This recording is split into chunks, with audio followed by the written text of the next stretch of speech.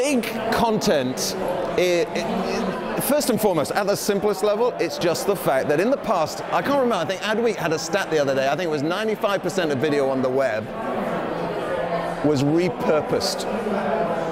And part of the big content theme was actually this year, content is being produced as what we're calling native digital video for digital distribution rather than simply repurpose. And there's loads of it, bigger budgets going in there. So one is just a sheer volume thing.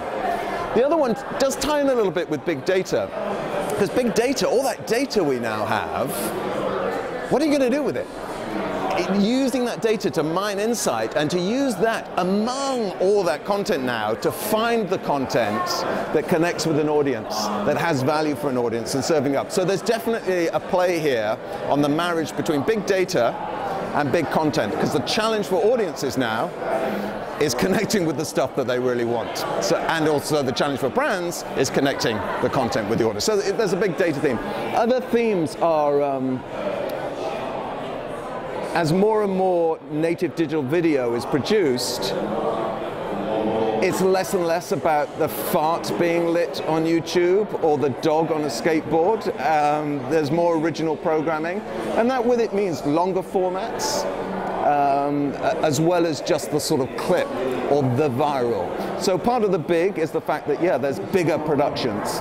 And certainly, you know, big means big audiences. We're talking audiences that exceed the audiences of network TV. It may not be everyone all at once, but the viewing figures for content now are, you know, are huge.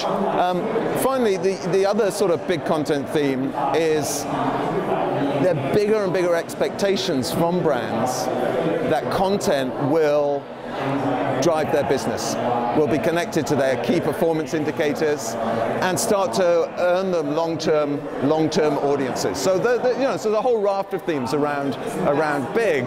Part of the challenge is finding the good content in that big sea of content being created.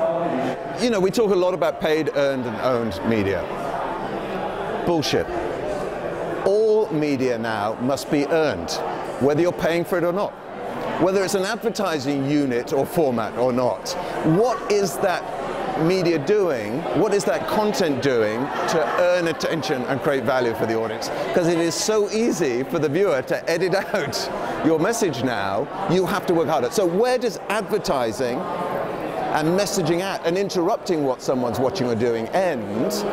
And earned media, earning attention, creating value start. Now, you know, there are examples of custom pre-roll which can earn attention and create value because they're thematic and they're relevant. That's the sort of first stop of going from messaging at to creating content for an audience. So you keep moving on that continuum, and the ultimate content is content that people really seek out and choose to watch, not ambushing them with your content.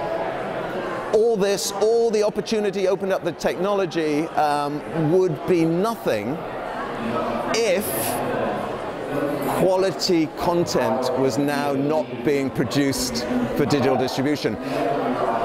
Quality content, and also content with the qualities that are needed to command an audience now online and at scale. So for me, that's the big story here. This is not about cheap TV. This is not about repurposed video. This is about great original content created with digital audience and digital distribution as its starting point.